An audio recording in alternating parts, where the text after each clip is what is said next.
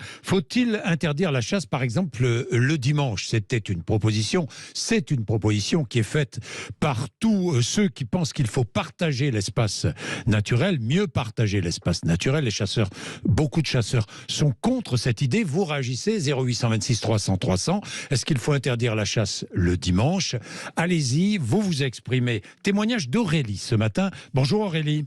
Oui, bonjour. Bonjour. Il y a un an, à La Balme. À quel endroit, La Balme? C'est à quel endroit exactement, La Balme? C'est en Savoie. C'est en Savoie. À La Balme, sur la commune de La Balme, vous étiez en train de vous promener, vous baladiez, pas toute seule, hein? Vous Non, étiez j'étais en avec famille. votre fille qui avait 5 ans, hein? Non, qui avait encore pas 4 ans. Pas encore 4 ans.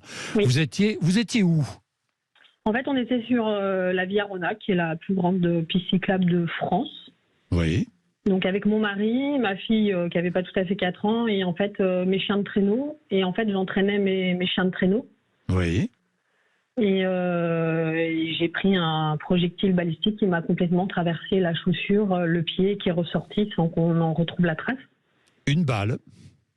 Alors, projectile balistique parce que, vu qu'il n'y a pas eu d'analyse balistique et qu'on n'a pas retrouvé le projectile, Oui. on parle de projectile balistique, mais vu la force du projectile, c'est-à-dire qu'il m'a traversé les orteils, le pied qui est ressorti par ma chaussure et qu'on n'a rien retrouvé à proximité, on a du mal à penser que c'est du plomb ou un caillou, comme on a pu laisser entendre dire.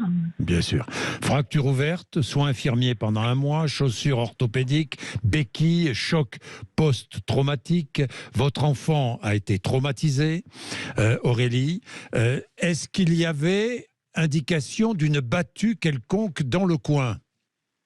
Alors, pas du tout, parce qu'en fait, j'étais sur la piste cyclable. Oui. Donc la piste cyclable, elle relie le Rhône à la mer. Oui. Donc il n'y avait pas de panneau. La piste cyclable n'était pas fermée. Donc il n'y avait aucune indication. En fait, nous, on a fait déjà nous-mêmes demi-tour quand on a entendu une détonation très proche et un sanglier crier. Oui. On a entendu les chiens avec les clochettes. On a préféré donc écourter notre sortie et faire demi-tour. Parce que voilà, moi j'ai mes chiens, je veux pas qu'il y ait des chiens en libre qui arrivent dessus, un sanglier ou quelque chose. Bien sûr. Et en fait, quelques mètres plus loin, j'ai entendu une détonation, mon mari en entendra 2. Et j'ai eu mon pied qui a été levé à 1 mètre de hauteur et j'ai été touchée. Donc à ce moment-là, j'ai hurlé pour pas qu'on tire de nouveau, parce que vous savez pas si en fait les chasseurs sont à proximité.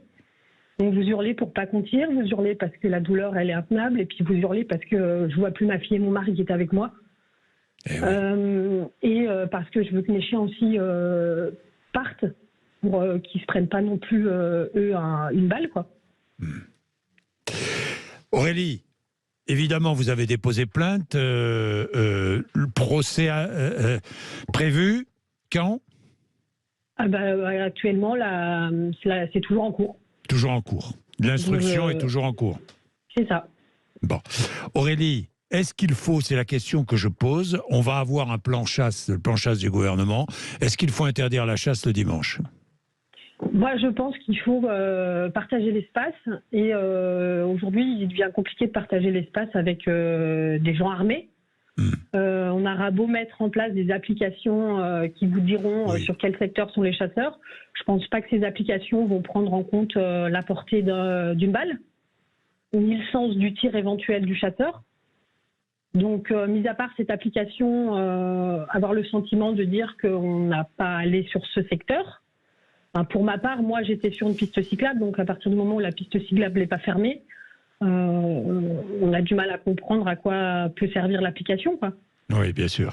Donc à un moment, je suis pas capable de dire s'il faut interdire ou pas totalement la chasse, c'est pas mon domaine de compétence. Mais je pense qu'il faut revoir la sécurité et qu'il devient compliqué de cohabiter en toute sécurité avec des gens qui sont armés, sachant qu'il y a l'accident, mais quand vous discutez avec les victimes, dont je fais partie, il faut savoir qu'on n'a aucune considération en tant que victime. Moi, il n'y a eu aucune empathie pour mon accident, il y a eu dénigrement des blessures. Et quand j'étais en attente d'évacuation dans le camion des pompiers, la question était quel était le poids du sanglier tué, quoi. Ouais. J'ai eu aucune aide. Donc mon mari avait mes chiens à gérer, avait ma petite fille qui a 2 pathologies graves, dont une qui est clairement impactée par un choc psychologique important, où il faut lui lancer des supplémentations vitales. Personne ne nous a aidés, quoi. Ouais. Donc c'est peut-être ça, c'est écouter les victimes, considérer les victimes. Si vous regardez les sites internet des différentes fédérations de chasse, personne ne parle des victimes, personne ne parle des accidents qu'il y a eu dans les départements. Personne ne nous écoute et au contraire, en fait, on nous culpabilise en nous disant, voilà, justement, est-ce qu'il y avait des panneaux, comment on est habillé, enfin voilà, en fait, qu'est-ce qu'on faisait là, quoi. Merci pour votre témoignage, Aurélie. Merci, et je vais ouvrir le débat tout à l'heure entre 11h et midi.